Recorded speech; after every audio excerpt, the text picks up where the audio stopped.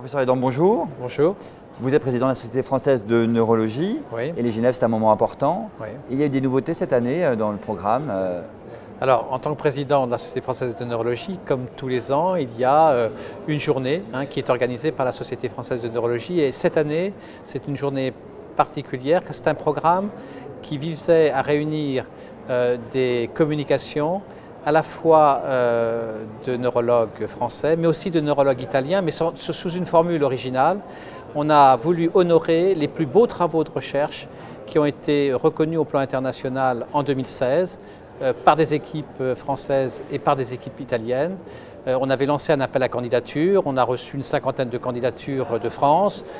On en a sélectionné au niveau du bureau une douzaine, on les a envoyés aux Italiens, qu'on a sélectionné 6 et on a fait un petit peu, ils ont fait la même chose de leur côté, si bien que l'objectif c'était vraiment de mettre en lumière pour les neurologues qui ne vont pas dans les congrès, qui lisent les résumés mais qui ne lisent pas forcément les articles, d'avoir la personne qui a porté un très beau travail, reconnu au plan international, et de lui donner un diplôme d'excellence pour reconnaître d'avoir été un neurologue qui a particulièrement brillé au cours de l'année passée. Et même chose pour l'Italie. Et au fond, on voulait aussi quelque part un clin d'œil. On croit beaucoup à l'Europe et il faut valoriser ce qui s'y fait. Et c'est une façon aussi de dire, voilà, il se fait de beaux travaux en France, il se fait de beaux travaux en Italie, et on en parle ensemble et on échange ensemble. Alors, ça touche à tous les domaines de la neurologie. Ça touche à tous les domaines de la neurologie. Ce n'est pas en langue française. Alors, voilà, c'est un petit peu provocateur. C'est les journées neurologiques de langue française. Et, mais la science, c'est la langue de la science, c'est en anglais. Si on veut pouvoir faire connaître des travaux qui se font en Europe par d'autres équipes, on est obligé de passer par la langue anglaise. C'est aussi sous cette langue-là que les protocoles ont été écrits, qu'ils ont été discutés au plan international, qu'ils ont été publiés. Et j'ai l'impression qu'à part les générations très anciennes qui n'ont pas une bonne maîtrise de la langue, beaucoup quand même s'y retrouvent, voilà, pour pouvoir suivre et apprécier ce type de présentation. Cette idée va se refaire l'année prochaine peut-être? Probablement, parce que alors c'est vrai que ce n'est pas la quantité, ça. Le public est plus resserré, mais il y a une qualité. Et puis c'est la mission au fond d'une société savante de faire connaître les travaux qui sont en train de faire bouger les connaissances ou les prises en charge qui vont définir la pratique de demain. Donc offrir la possibilité, parce que tout le monde ne peut pas aller dans les congrès internationaux, tout le monde ne peut pas lire régulièrement le New England, Brain, Neurology, etc.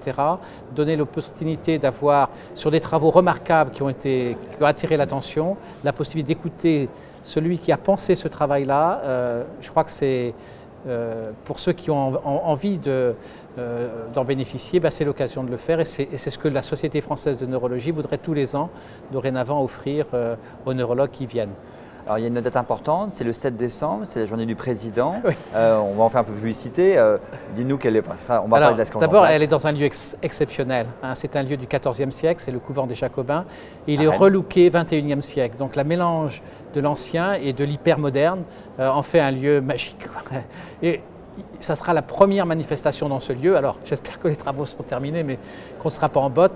Mais voilà. Et pour cette journée, alors le président a le privilège d'écrire le programme. J'arrive à la fin de ma carrière. Dans mon domaine de recherche, ça a été beaucoup la sclérose en plaques. J'ai eu la chance de côtoyer, de réfléchir et de travailler avec des leaders dans de nombreux pays. Et au fond, je leur ai demandé de venir et dans chacun des domaines de la sclérose en plaques, des domaines de l'épidémiologie, des traitements, de l'imagerie, de la biologie, de l'immunologie, de la pathologie, de dire au fond quels sont les messages, quelles ont été les évolutions qu'ils ont connues, quelles sont les questions, qu'est-ce qui a bougé et qu'est-ce qui doit encore bouger pour les 25 ans qui viennent. Donc, voilà. Et pour que vraiment les mettre sous pression, les leaders français dans chacun de ces domaines sont là pour les introduire et les stimuler. Donc j'espère que ce sera une très belle journée. Donc un programme très riche, dense, oui. de qualité, le 7 décembre à Rennes. À Rennes, oui. Merci Gilles Adam. Voilà.